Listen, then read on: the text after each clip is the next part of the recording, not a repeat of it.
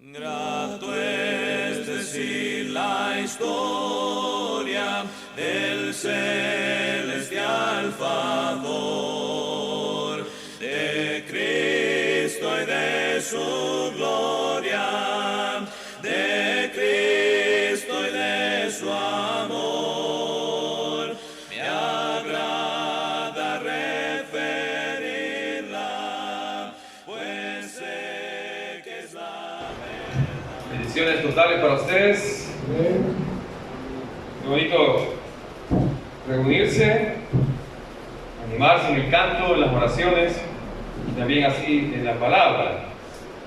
Hemos adorado a Dios de una manera vertical, que la adoración es para Dios, los cantos, las oraciones también. En la cena del Señor pues recordamos ese sacrificio, pero hoy viene la parte horizontal, la que es para nosotros. La palabra no es para Dios, la palabra es para nosotros.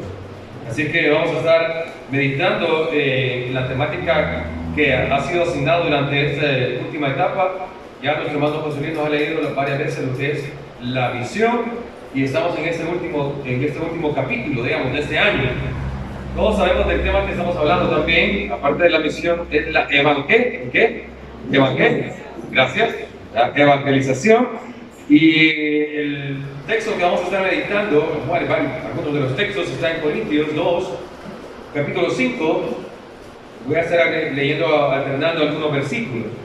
Versículo 11, segunda carta a los Corintios, capítulo 5, versículo 11, vamos a comenzar leyendo. Así que vamos a estar leyendo estos versículos para que sean de bendición para cada uno de nosotros. Dice la palabra del Señor, si no lo tienen, permítame leérselo. Segunda carta a los Corintios 11 dice: conociendo pues el temor del Señor, persuadimos a los hombres, pero a Dios les es manifiesto lo que somos, y espero que también lo sea vuestra conciencia. Versículo 13, ahora.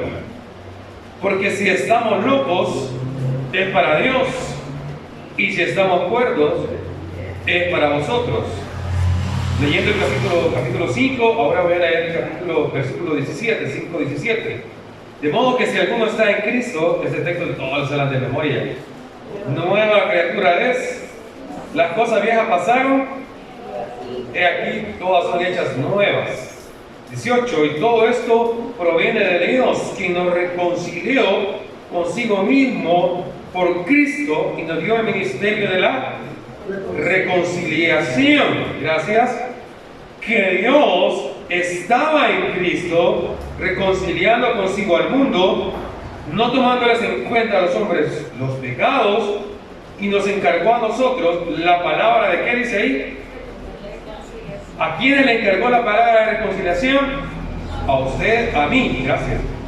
Versículo 20, con ese concluimos el texto base. Así que somos embajadores en nombre de Cristo, como si Dios rogase por medio de nosotros, o rogamos por medio de Cristo, reconciliados con Dios. Palabra de Dios.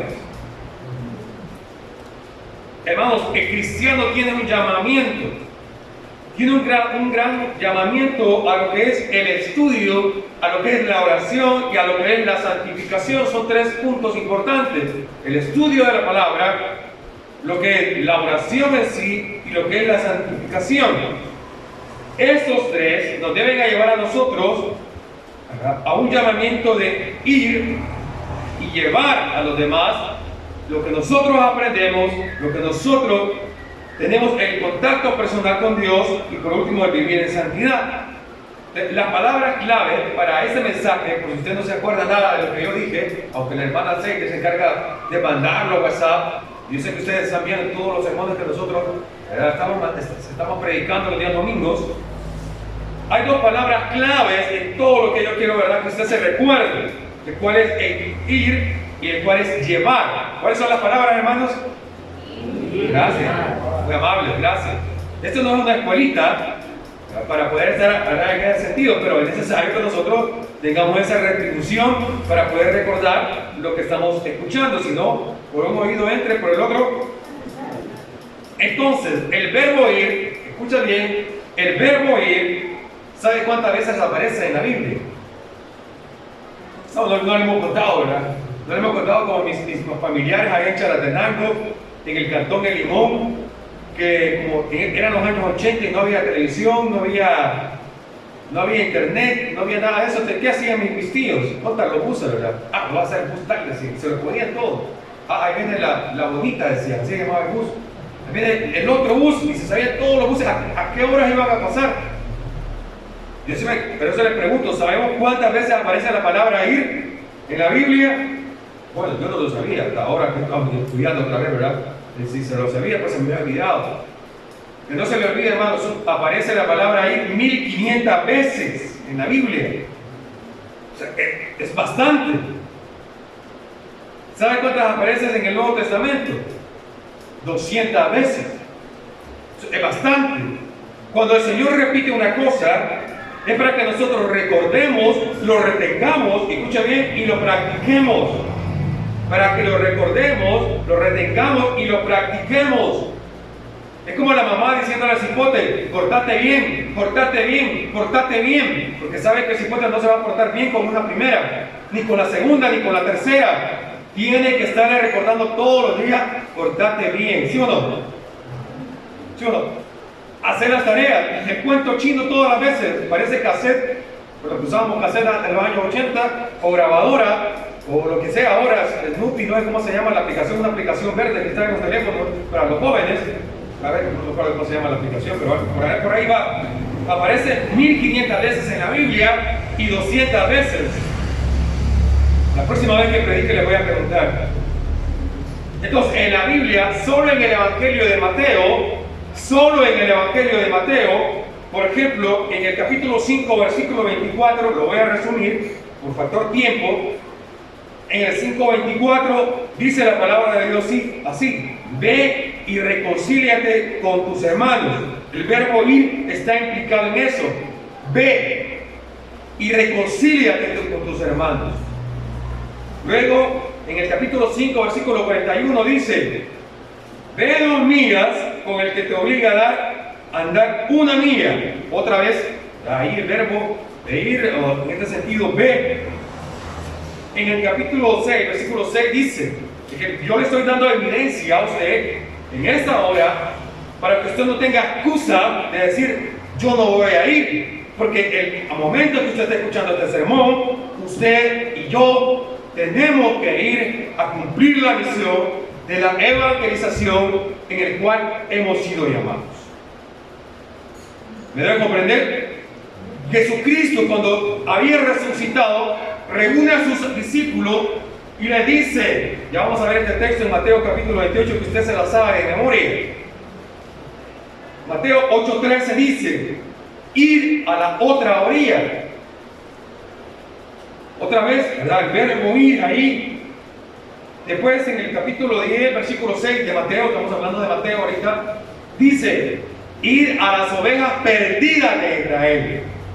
O sea, siempre está ahí incluyendo la palabra ir, ver, y vamos a ir viendo más. En el capítulo 10, versículo 7 dice: ir y proclamar que el reino de Dios está cerca. Como dice Kashuna Yuku, hermanos, usted y yo tenemos que ir ¿a qué? A predicar, a evangelizar. Luego en el capítulo 11, versículo 14 dice: ir y contar a Juan lo que oís y lo que veis. Está mandando siempre.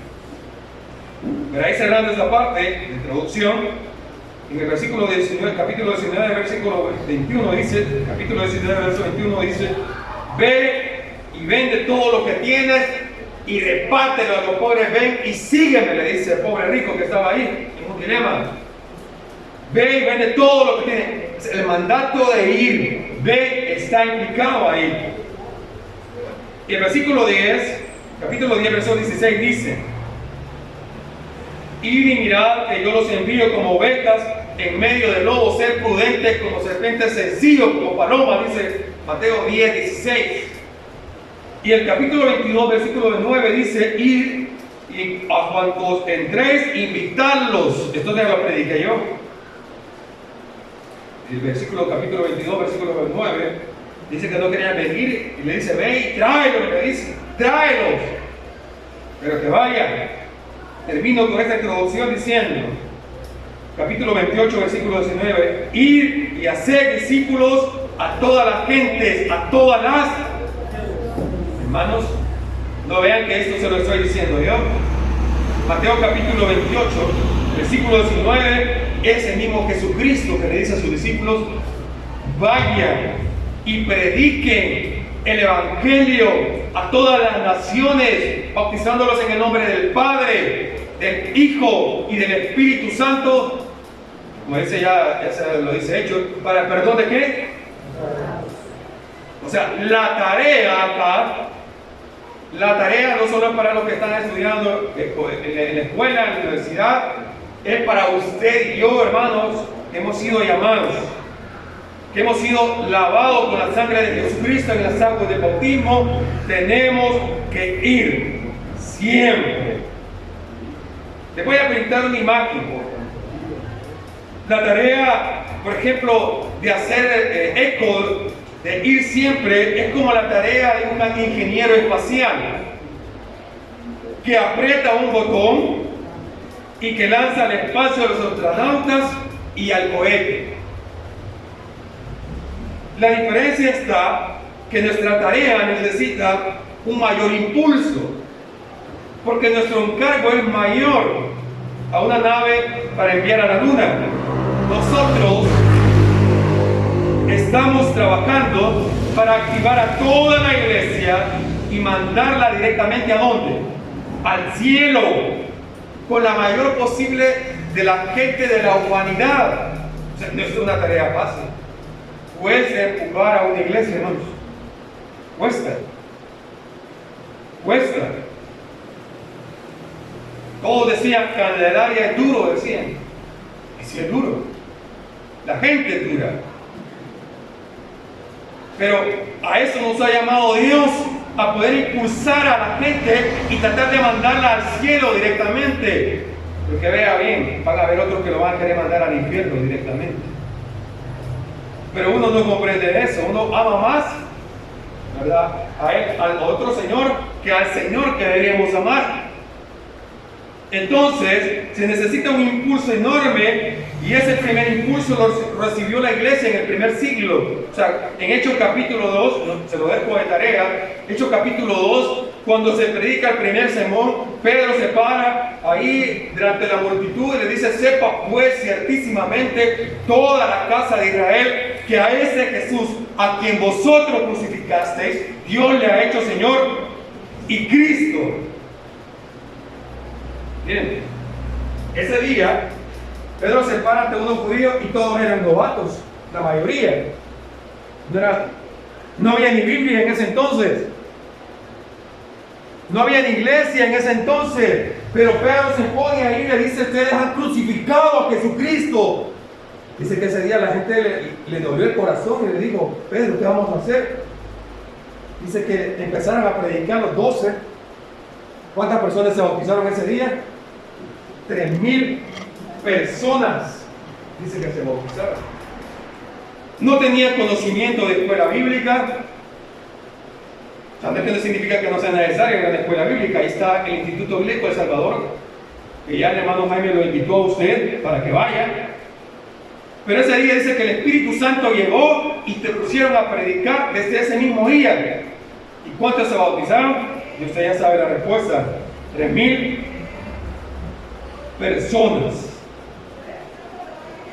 Jesús jamás dudó de la urgencia de la evangelización. Es que el tema de esta mañana es eso, la urgencia de la evangelización. Jesús tenía 12 años y dijo, voy a esperar hasta que ya sea maduro. No, Jesús tenía 12 años en el templo y dijo, en los negocios de mi Padre me es necesario ¿qué? Estar. O sea, Jesús, un muchacho de 12 años, estaba urgido por predicar, por ganar almas. Hemos tratado acerca de una parábola, el cual un señor invita a todos los demás y nadie quería venir. Y dice que ahí, ¿verdad?, Jesús narrando en esa parábola, sale enseguida a las plazas, encuentra ahí, ¿verdad?, en las calles de la ciudad, ya venían los pobres, a los lisiados, a los ciegos, a los cojos, saco los caminos y las cercas y oblígalos a entrar hasta que se llene mi casa. Ya prediqué eso, yo me acuerdo. O sea, si la persona no quiere medir, dice fuérzalos. ¿Qué dice el texto? ¿Verdad? Es urgente. O sea, esa cosa no es decir, lo voy a pensar, lo voy a ver el otro año, voy a ver qué pasa, voy a estudiar esa iglesia, si esa iglesia es buena, tal vez me quede, ¿verdad? Si el pastor no vaya. Y la gente a veces está buscando, ¿cómo se llama? Las cosas que no son, busque la salvación, porque esa es la parte urgente a la cual nos ha llamado el Señor. Mateo también nos habla acerca de eso. Dice que el día que Jesús resucitó, llegaron las mujeres ahí y el ángel se le apareció y le dijo: ir enseguida a decir a sus discípulos que ya ha resucitado. El mandato del ángel también en ese momento le dice: no se preocupen, no se escandalicen si Jesús no está en la tumba ahí. Vayan y cuéntenle que Jesús ha resucitado. Yuhu. Hey, y si Jesús resucitó, usted también va a resucitar para una nueva vida, pero tiene que hacerlo en las aguas del bautismo. Hermano, lo que yo estoy predicando esta mañana es una tarea urgente. No hay excusa. La palabra de Dios dice: dejar que los muertos entierren ¿a qué? A sus muertos. Esto tiene otra explicación, lo podemos hablar más adelante, pero la tarea es urgente, es hoy. No esté dilatando aquí. Una señora de casi 80 años ya había pasado con su esposo durante toda su vida en la iglesia y perdió a su esposo trágicamente. El siguiente domingo la señora estaba ahí en la iglesia y todos van a preguntarle: señora, ¿qué está haciendo aquí? ¿Por qué no está guardando el luto? ¿Por qué no está en su casa descansando? La señora dijo que simplemente ella tenía que estar adorando a Dios, que su esposo un día lo iba a ver allá en la eternidad. Y es que es así, hermanos. Entonces, para no cansarnos, debemos ver esta parte importante.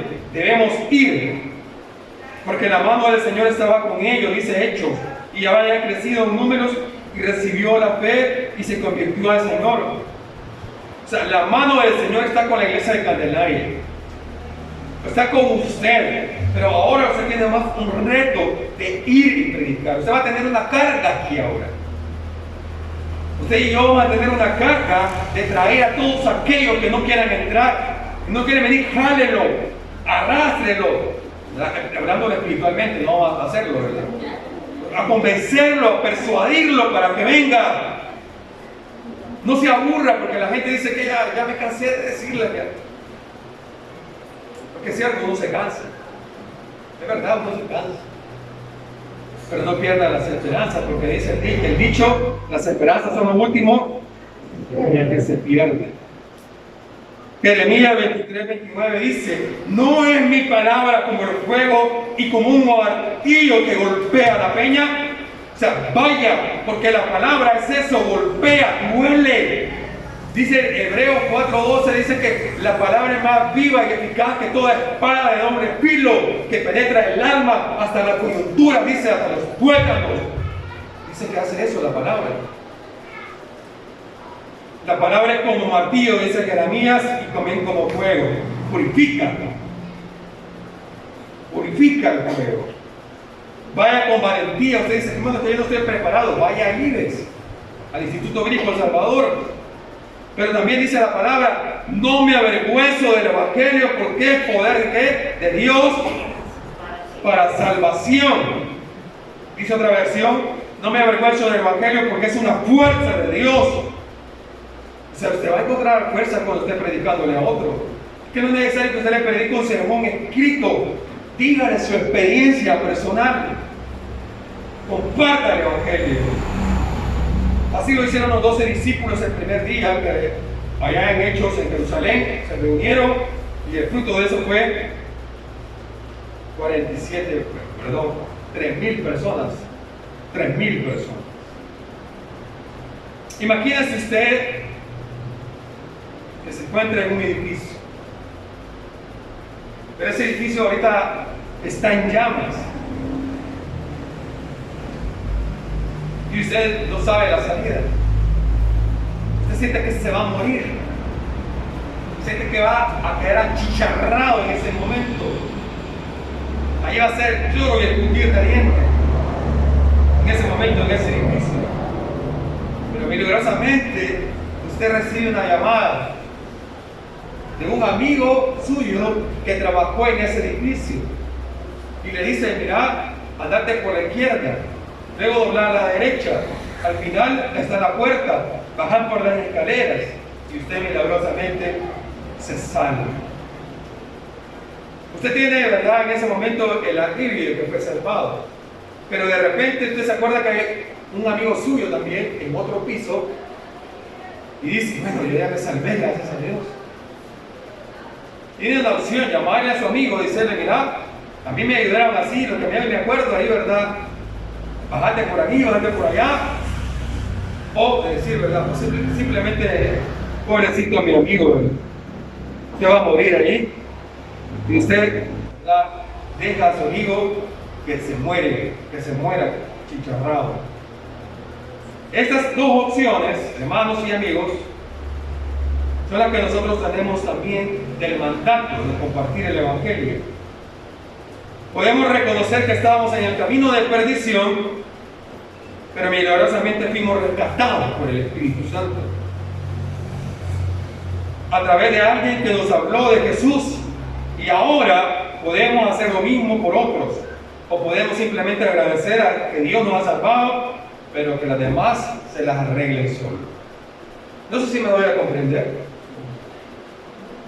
Yo quiero que usted, hermano, amigo, se salve. No solamente me quiero salvar yo. Y aquí, ¿verdad?, como dice el dicho, sálvese quien pueda. Si él no quiere que, no se trata de eso, hermanos.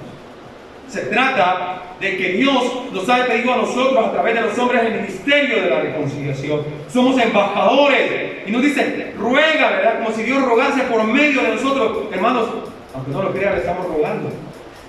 Amigo, le estamos rogando para que usted se arrepienta, se bautice y ponga su nombre en el libro de la vida. Espero que usted elija la primera opción y también puede hacerlo eso de la misma manera, que vea el evangelismo como una manera urgente. Esa es la visión principal para todos nosotros, los seguidores de Jesús. Voy a ir cerrando ya lo que es este sermón con unos puntos importantes. Primero, no lo vean que soy yo. Mateo 28, 18 al 20 registra el momento que Jesús hizo a sus seguidores diciendo, ir por todo el mundo. Este mandato es reconocido en la Biblia Reina Valera, aparece como la Gran Comisión. ¿Cuál es nuestra Gran Comisión? Ir y predicar el Evangelio. Ahí nos dice la gran sugerencia, o sea, no nos está sugiriendo el Señor a nosotros. No nos está sugiriendo, tampoco nos está recomendando, dice la gran recomendación. Si quieren, vayan y prediquen el Evangelio. O sea, si quieren, aquí el mandato es ir y predicar el Evangelio. Por tanto, debemos hacerlo. Y ese es un pasaje aislado. Todo el Nuevo Testamento nos habla de predicar el Evangelio. Número dos, porque Cristo es el único camino para la salvación.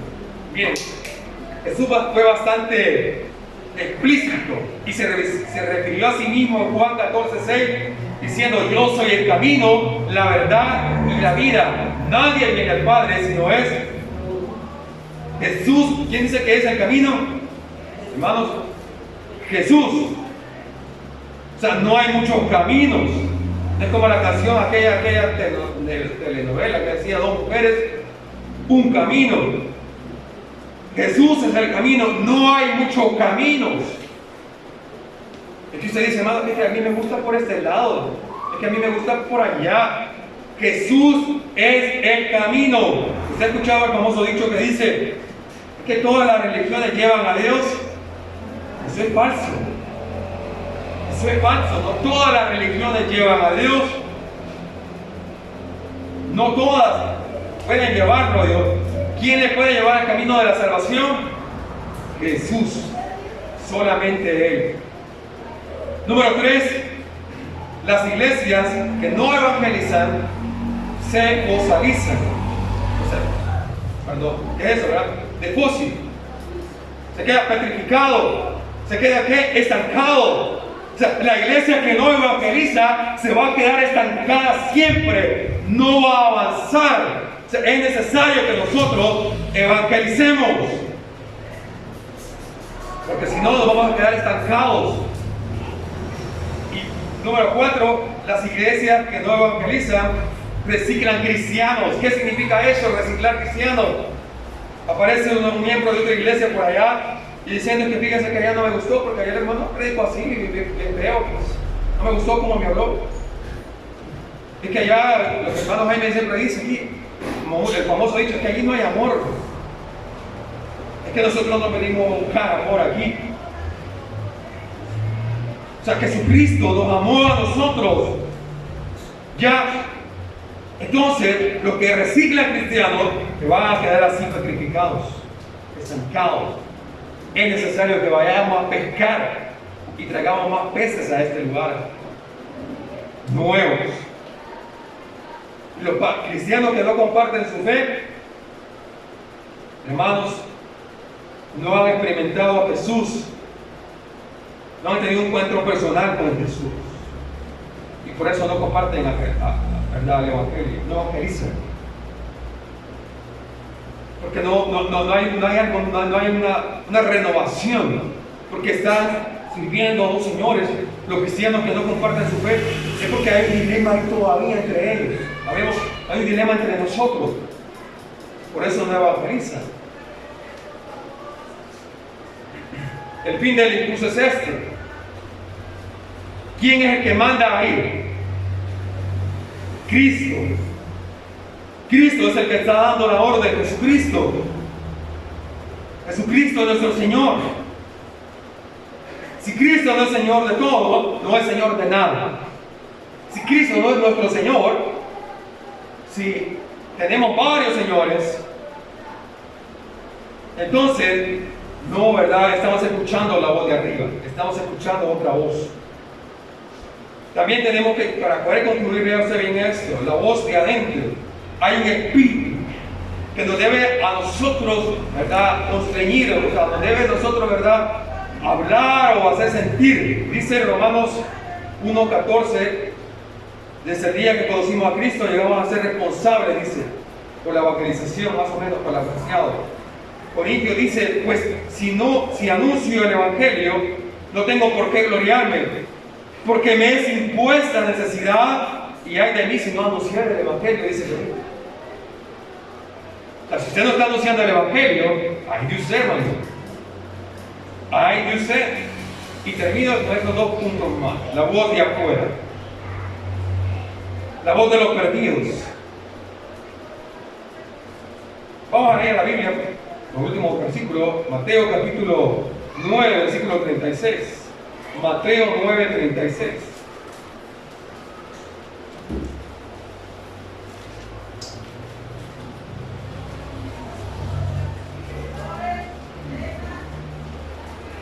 Dice la palabra de Dios así, 36. Y al ver las multitudes tuvo compasión de ellas, porque estaban desamparadas, dispersas, como ovejas que no tienen pastor. Entonces dijo Jesús a sus discípulos, a la verdad la mies es mucha, mas que los obreros son pocos. Rogad pues al Señor de la mies que envíe obreros a su mies.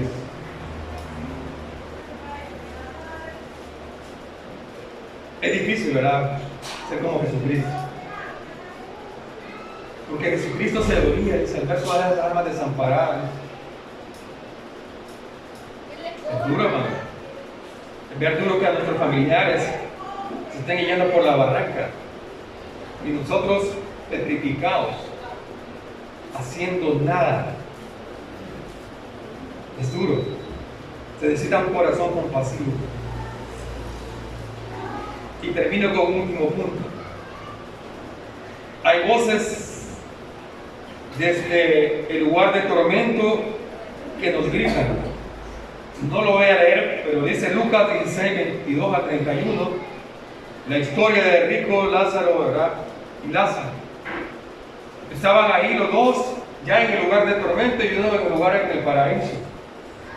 Y dice que desde ahí el rico clamaba diciendo, mira, manda a alguien allá que le vaya a predicar a mis hermanos. Hay almas desde el infierno, desde el lugar de tormento, gritando que nosotros no, los que estamos vivos, no vayamos para allá.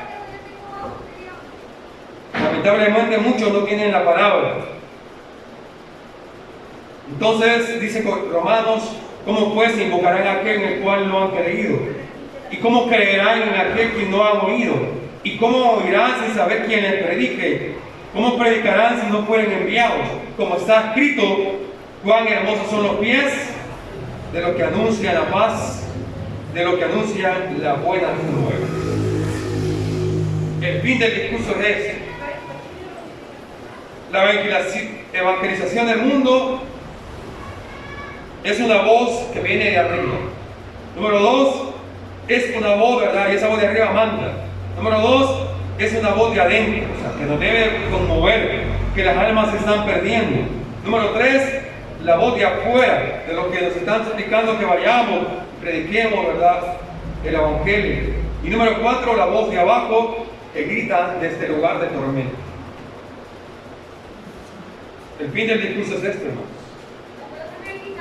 Vamos a ir a predicar el evangelio. Es necesario volver a las sendas antiguas.